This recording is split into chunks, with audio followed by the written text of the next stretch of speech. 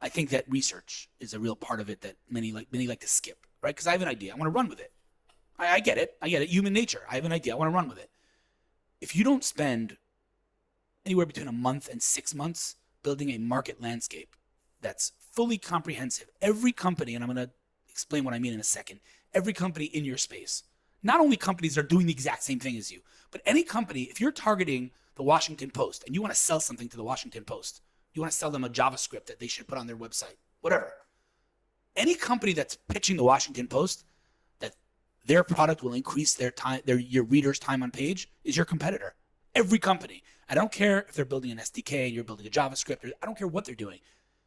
If they're pitching them an umbrella and they say, if you use my umbrella, your readers will stay on the page longer, and you're building a JavaScript, they're your direct competitor.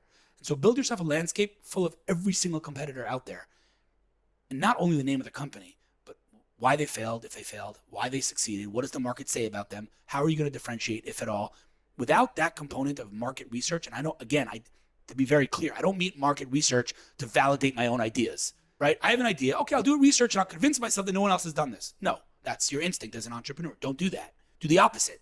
Convince yourself that everyone's tried this, right? And again, this has become a cliche, but competition is your best friend.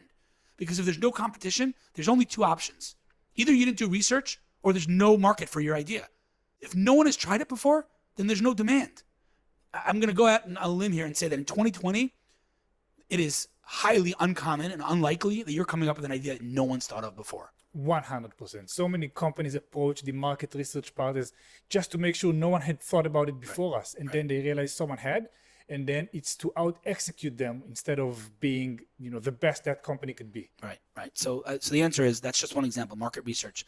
Make sure you know what you're doing, because if you go into this and start building your idea without knowing your market, you're shooting in the dark. And now your chances of success are close to zero.